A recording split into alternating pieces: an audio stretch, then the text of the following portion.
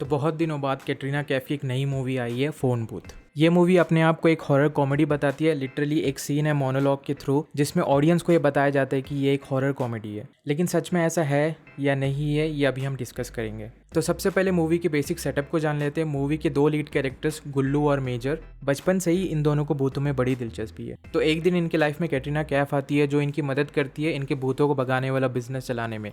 इस बिजनेस का नाम होता है फ़ोन बूथ। अब कैटरीना कैफ इस मूवी में एक भूत है, ये तो आपको ट्रेलर देखकर ही पता लग चुका होगा। तो अब आते हैं पॉइंट पे। इस मूवी की सबसे बड़ी प्रॉब्लम ये है कि मूवी आपको कभी सीरियस होने नहीं देगी। अब इसका मतलब ये नहीं कि इसमें बहुत ज़्यादा कॉमेडी है, ये मैं इसलिए कह रहा हूँ कि इस मूवी के कैरेक्टर्स काफ़ी सेंसलेस एक्ट करते हैं। कभी कैरेक्टर्स गाड़ी चलाते वक्त ड्रग लेकर सो जाते हैं, रास्ते में इनको एक औरत मिलती है जिसके पाँव उल्टे होते हैं। अब इन्हें नहीं पता कि ये एक चुड़ैल है, पर ये लोग ज़बरदस्ती उसके पाँव सीधे कर देते हो और वो चुड़ैल डर कर भाग जाती है। अब ये सब कुछ एज ए कॉमेडी दिखाया गया है, लेकिन प्रॉब्लम ये है कि मूवी के हर एक सेंसलेस एक्ट को ये लोग कॉमेडी बता रहे हैं। अब क्योंकि एक हॉरर कॉमेडी है तो इसमें कॉमेडी तो होनी चाहिए, तो कॉमेडी के नाम पे कैरेक्टर्स कुछ भी इलॉजिकल काम करते हैं। अब इससे इस मूवी के कैरेक्टर्स का कैरेक्टर ब्रेक होता है, जिससे कोई भी कैरेक्टर कंसिस्टेंसी आप नहीं देख पाते, जिसकी वजह से आप कैरेक्टर से कनेक्ट नहीं हो पाते हो। एज एन ऑडियंस आपको इस मूवी पे कहीं पे भी कोई स्टेक्स या फिर कोई टेंशन नहीं मिलेगा, क्योंकि आपको पता ही नहीं चलेगा कि किस एक्ट को ये लोग कॉमेडी बोलकर इग्नोर कर देंगे और किसे ये लोग सीरियसली लेंगे। अब ऐसा करने से ऑडियंस का एक जो सस्पेंशन ऑफ डिसबिलीफ होता है मूवी देखते वक्त,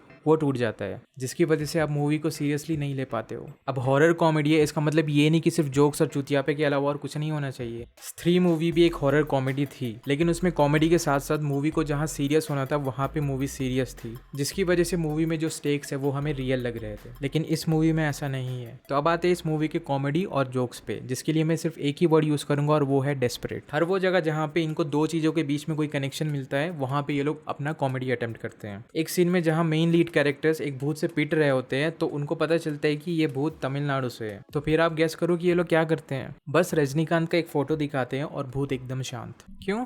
क्योंकि तमिलनाडु और रजनीकांत।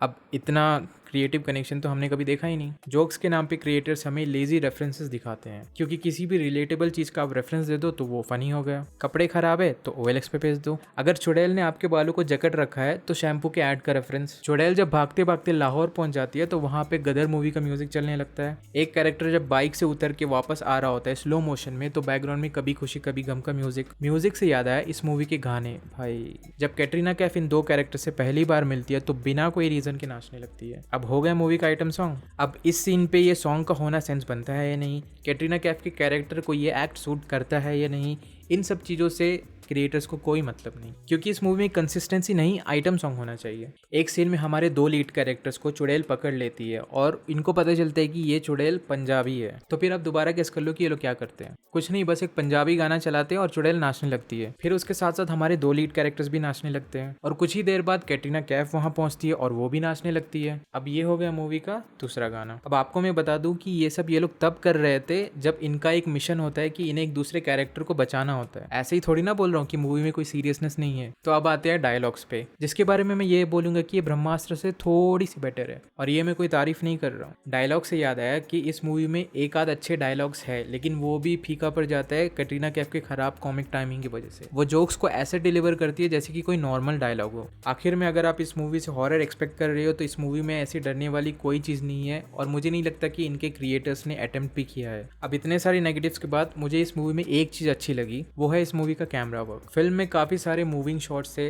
लोकेशंस के और कैरेक्टर्स के। जब कैरेक्टर्स ट्रैवल कर रहे होते हैं तो सिर्फ जर्नी के स्टार्ट और एंड पे शॉट्स नहीं लिए गए हैं, ट्रैवल करने के दौरान और न्यू लोकेशन पे काफ़ी सारे डायनामिक शॉट्स कैप्चर किए हैं इन्होंने। देख के लगता है कि इस काम पे इन्होंने ध्यान दिया है। अब ये सारी टेक्निकल चीज़ें हेल्प करती है इस मूवी के स्क्रिप्ट को प्रेजेंट करने में, पर अगर आपके पास स्क्रिप्ट ही ना हो तो फिर बेचारा सिनेमाटोग्राफर भी क्या करे। इस मूवी में ना तो हॉरर है और ना ही कॉमेडी है, तो इसे देखने से अच्छा आप स्त्री मूवी एक और बार देख लीजिए, उसमें हॉरर और कॉमेडी दोनों है। इस वीडियो में इतना ही, मिलते हैं अगले वीडियो में। Take care.